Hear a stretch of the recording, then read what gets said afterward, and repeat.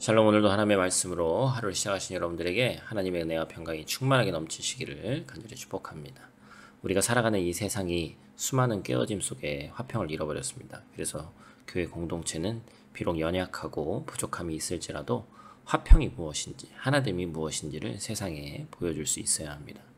교회는 깨지고 상한 관계들이 그리스도의 보혈의 은혜를 통해서 화평의 관계로 회복되는 것을 경험하는 하나님 나라의 모델 하우스가 되어야 하기 때문에 그렇습니다. 오늘 본문을 통해 우리가 처음으로 첫 번째로 볼 수 있는 것은 둘이 하나가 된다라는 것입니다. 바울이 교회의 연합을 강조하기 위해서 하나라는 단어와 평화라는 단어를 이 5절 안에 빽빽하게 4번이나 반복을 하죠. 바울은 복음이 유대인과 이방인을 화목하게, 즉 화해시키는 역할을 한다라고 선언합니다. 십자가에 의해서 유대인의 정체성이었던 율법이 더 이상 의미를 갖지 않게 되었고 유대인과 이방인 사이에 있던 담이 허물어졌습니다. 그래서 이제 예수 그리스도 안에 있는 사람들은 나와 가까운 사람, 나와 먼 사람을 구분하지 않고 모두가 한 성령 안에서 아버지께 나아갈 수 있게 되었고, 즉 예배할 수 있게 되었죠. 당시 유대인과 이방인 사이 갈등의 골은 심각했습니다. 당연하죠. 지금도 유대인의 어떤 그 선민의식이 그렇게 강한데 예전에는 얼마나 더 있겠어요. 그럼에도 이들이 복음으로 하나 되었다면 세상 그 어떤 악연도 화해하지 못할 것이 없다라는 것이죠. 혹시 우리 가운데 이러한 나님이 있다면 복음으로 그 모든 것을 무너뜨려야 합니다. 두 번째로 기억할 것은 그리스도 안에서 완성된 성전의 모습입니다. 구약시대 예루살렘 성전은 성전을 세우고자 했던 다윗이 아니라 그의 아들 솔로몬에 의해서 지어졌다는 걸 우리가 너무나 잘 알고 있죠.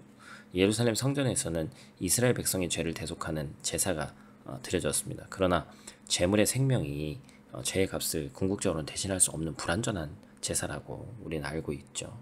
이스라엘 백성은 제사를 통해서 자신의 죄를 회개하고 거룩한 삶으로 나아가야 했습니다. 그러나 제사는 형식적이고 습관적으로 이제 변질되어 버렸죠. 그래서 하나님께서 이스라엘 백성이 드리는 짐승의 기름과 피를 기뻐하시지 않으니까 제사를 그만 드리라고 말씀하시면서 이사야 1장에서도 말씀하시죠. 하나님이 그들에게 원하신 것은 악한 행실을 버리고 선행을 배우고 정의를 구하고 가난하고 약한 자들을 돌보는 그런 사랑이었습니다. 그렇게 거룩한 삶을 사는 자들 가운데 하나님이 임하셔서 그들과 함께 거하신다는 상징이 성전이라는 것이었죠.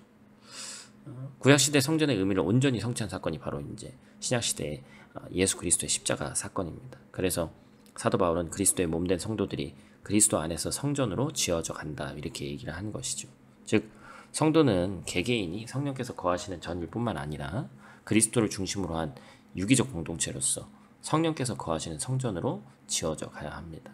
그리스도께서 성전을 완성하셨고 성도는 그리스도 안에서 함께 성전으로 지어져가는 영광을 우리가 누리게 됐습니다. 그러므로 성도는 구약 이스라엘 백성의 실패를 교훈 삼아서 완성된 이 성전이신 예수 그리스도를 본받는 거룩한 삶으로 온전한 성전으로서의 사명을 다해야 하는 거죠.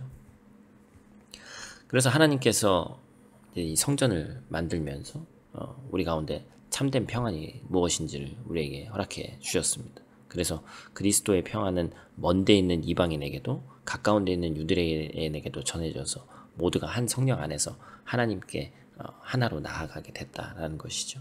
하나님과의 화목으로 인해서 얻은 평안은 모든 화평의 시초가 되는 것입니다.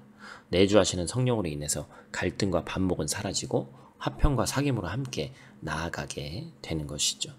하나님의 거룩한 또한 화목의 전이 된 그리고 또 하나가 된 성전으로서의 우리는 날마다 하나님과 또 합일되고 하나됨으로써 더욱더 깊은 사귐으로 나아가서 가정과 공동체와 일터와 사회에 우리는 불만이 아니라 평화의 복음을 전하는 귀하고 복된 우리의 사명을 잘 감당해 나가야 됩니다. 그것이 바로 성도의 또한 교회의 본분이기 때문에 그렇습니다. 우리가 어제 나눴던 주일 말씀도 마찬가지죠.